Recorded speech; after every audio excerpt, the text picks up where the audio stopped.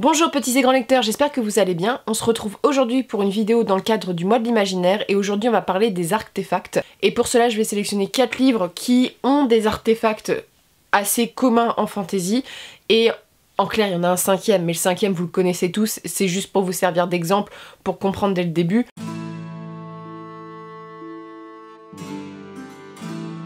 Un artefact, pour ceux qui suivent pas, on pourrait définir ça comme un objet qui aurait deux origines. Soit c'est un objet qui provient de la religion, comme un petit peu des reliques, des objets, des squelettes, voilà, des choses qui seraient portées par la magie, des choses qui auraient une symbolique puissante et liée en général à la magie, ou sinon on a des artefacts qui sont des objets magiques et qui sont transformés par la main humaine pour devenir donc ces objets un peu précieux, un peu ces objets rares, ces objets qu'on met en avant qui ont un lien avec la magie. Du moins, c'est comme ça que moi j'ai toujours vu les artefacts. Je pense qu'un des plus grands artefacts, voire deux des plus grands artefacts, c'est l'épée du roi Arthur, donc Excalibur qui est plantée dans la pierre et qui doit être donc tirée de cette pierre pour élire le roi d'Angleterre.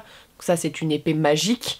Ou on a encore l'anneau dans le Seigneur des Anneaux. Tolkien s'est inspiré de légendes qui existaient déjà au sujet d'un anneau qui était puissant, un anneau qui rendait invisible, et donc voilà, l'anneau de Sauron, l'anneau unique qui est un anneau plus puissant que les autres anneaux qui ont été forgés, lui doit être détruit dans les flammes du Mordor parce que c'est l'anneau du méchant dans l'histoire, mais il a aussi des capacités comme on va dire disparaître ou attirer les forces de Sauron. L'anneau appelle son maître et voilà, c'est un objet magique qui a été forgé. Donc pour ce faire, je vais vous présenter aujourd'hui 4 livres qui possèdent des artefacts. C'est pas quelque chose que j'ai beaucoup dans ma bibliothèque, ou c'est des livres que je vous ai déjà présentés comme La Roue du Temps, Harry Potter. Les artefacts on les voit un peu partout, mais ça c'est des livres qu'on voit un petit peu moins, ou du moins que moi je vous présente un petit peu moins, où les artefacts ont une place importante et sont plutôt cool en général, donc c'est pour ça que je vous les ai mis. Le premier artefact, il provient d'une série littéraire jeunesse, saga jeunesse de fantastique qui a été un succès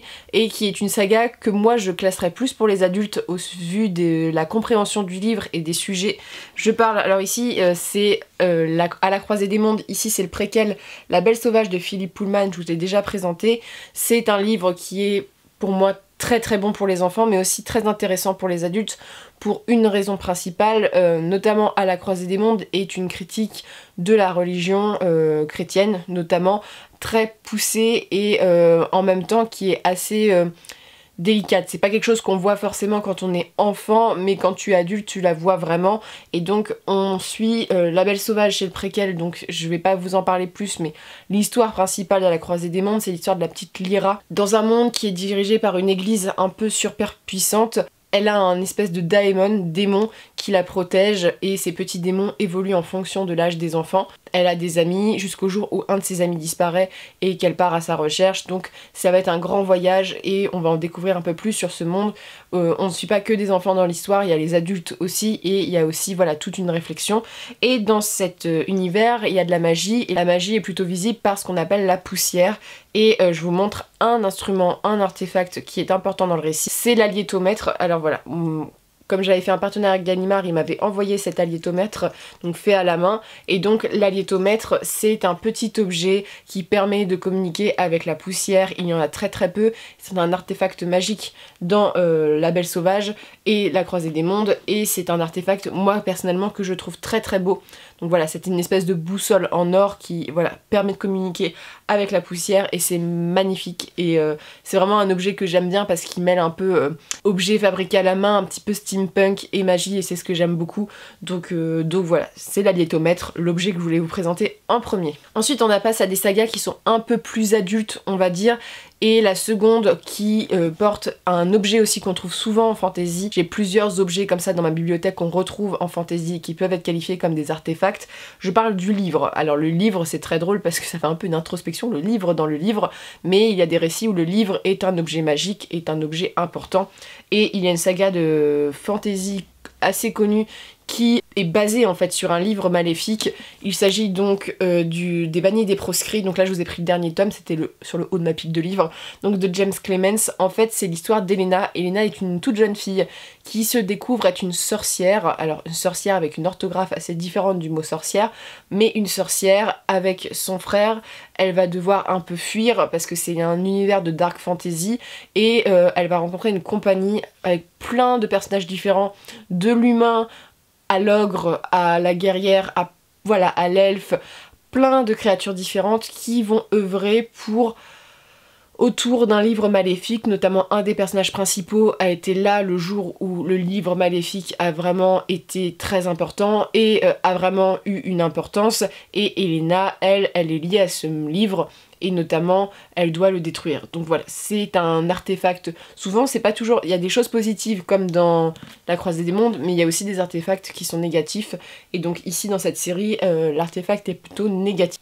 Mais c'est une série que j'aime beaucoup de fantasy, qui a tendance à s'essouffler au tome 4 et 5, c'est en 5 tomes, mais qui est une bonne série assez sombre au début, avec plein de personnages différents, donc c'est vraiment sympa. Il y a un bestiaire assez large, assez intéressant, des batailles, des personnages auxquels on s'attache et on voyage pas mal, et il y a cette histoire avec ce livre, tu vois, le livre maléfique, on le voit aussi dans Makilla Lane, on le voit aussi dans le livre perdu des sortilèges. Voilà, c'est quelque chose qui revient assez souvent, le livre comme artefact. Moi c'est un artefact que j'aime beaucoup parce qu'il a un côté un peu précieux, relique, ancien, il est sans âge, il renferme le savoir, et voilà. Il fallait que je vous parle de ce livre-ci parce que c'est un bon exemple, je trouve, de la fantasy en termes d'artefacts livresques. Ensuite, je vous parle d'un livre qui est sorti il y a pas très longtemps, et je vous le mets parce qu'il y a beaucoup d'artefacts dans le livre. C'est ce qui m'a marqué quand je l'ai lu, et que ça en fait aussi la richesse, et que l'artefact notamment important, c'est la baguette magique. C'est pas forcément comme dans Harry Potter. Harry Potter, donc c'est bondé d'artefacts magiques, hein, donc il y a l'armoire sur demande, il y a les baguettes,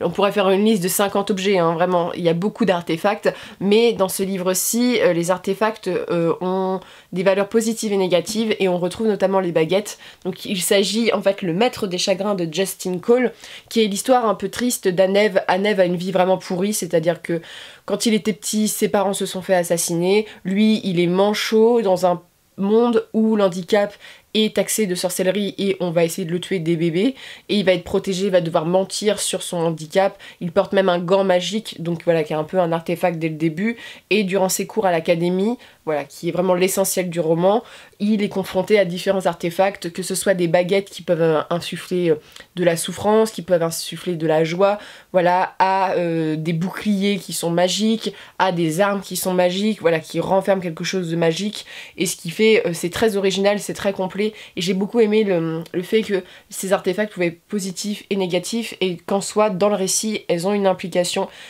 et que ces artefacts magiques sont là un peu à être protégés, à être cachés. Ça m'a fait penser un petit peu à La Roue du Temps, donc de Robert Jordan, où Rand est un des personnages principaux, et au fil des tomes, sa quête aussi, c'est de récolter des artefacts pour que des gens malveillants et surtout liés à la magie ne s'en servent pas. Donc voilà, c'est ce but aussi là, mais vraiment c'est très sympa. Là-dedans c'est bondé d'artefacts, vraiment il y en a partout, il y en a pour tous les goûts, mais c'est aussi un des points positifs de ce livre-ci, qui est vraiment très sympa. C'est un premier roman, mais personnellement ça fait un peu caverne d'Ali Baba, avec tous les objets un peu cachés, mis sous clé qu'on veut protéger, bref, et en plus le héros lui même a un artefact avec cette espèce de prothèse qui lui permet de se battre quand même un peu magique, et voilà, il y a tout un gant aussi, il y a un gant magique qui est un peu dans l'histoire. Bref, c'est très passionnant, j'aime beaucoup et je vous le recommande, c'est vraiment un très bon premier tome.